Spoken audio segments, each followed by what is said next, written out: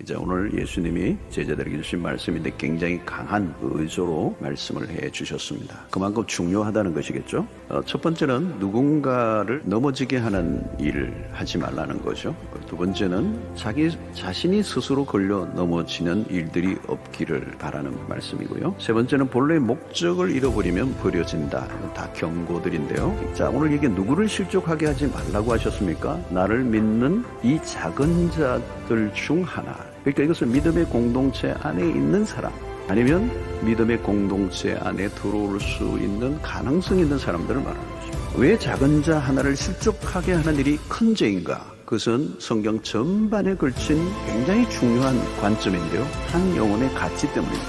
성도 여러분, 먼저 믿는 자의 책임이 있습니다. 사람들은 성경을 읽고 하나님을 만난 게 아니고요, 예수를 믿는 사람들을 통해서 하나님을 만나요. 믿음 생활을 한 지 오래되었다면 어쩔 수 없이 영향을 주는 위치에 있다는 거죠. 그냥 무심코 하는 행동인데 초신자들이 굴러 넘어져 버립니다. 당신 때문에 나 교회 다니고 싶지 않다. 예수 믿고 싶지 않다.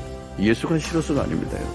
자신의 영혼은 물론 다른 사람의 영혼까지 지옥에 빠뜨리는 일을 한다는 것은 무서운 일이다. 주님의 이 경고를 가볍게 받아들여서는 안 된다는 것이죠. 여러분, 영혼을 실족시키는 일은 작은 죄가 아닙니다. 그러면 예수님의 이 말씀하신 근본적인 의도는 무엇일까요? 결코 죄를 가볍게 다루지 말라는 거예요. 여러분, 죄의 유혹이 종류가 얼마나 많습니까? 근데 주님은 너의 신체의 일부를 잃어버리더라도 전부를 잃어버리지 않는 게 좋지 않느냐?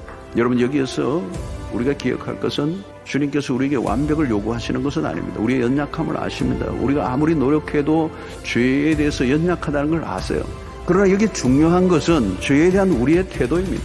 그래서 우리는 죄를 지을 때마다 아픔을 느껴야 합니다. 잘라내고 찍어버리라는 말은 죄에 대한 단호한 태도를 보이라는 것입니다. 오늘날 사람들은 더 이상 지옥을 생각하지도 않게 되었습니다. 천국에 대한 기대도 없고 지옥에 대한 두려움도 없어요. 사랑하는 성도 여러분, 예수님이 왜 이토록 강조법을 사용하여 말씀하신가를 이해해야 합니다. 지옥을 피하고 영생을 얻으라는 것입니다. 그러니까 영생, 지옥, 하나님의 나라, 이게 핵심적인 주제입니다. 지옥이 강조될수록 우리에게 천국에 대한 강한 열망이 일어나야 한다는 거예요. 영생을 놓쳐서는 안 된다는 거예요. 하나님의 손과 발과 눈을 주신 목적은 죄를 지으라고 주신 게 아니고 하나님의 거룩한 도구로 드리라고 주셨기 때문에 소금이 소금의 역할을 감당하고 있는 거예요. 존재의 목적이 사라지면 존재할 이유가 없다. 한 영혼이 천하보다 귀하다. 잃어버린 한 마리의 양을 찾아 나선 주님이 우리 하나님이세요. 우리 때문에 실족하는 것이 아니라 우리 때문에 예수 믿는 사람들이 많아져가는 믿음의 성도 여러분들 되시기를 주의 이름으로 축원합니다.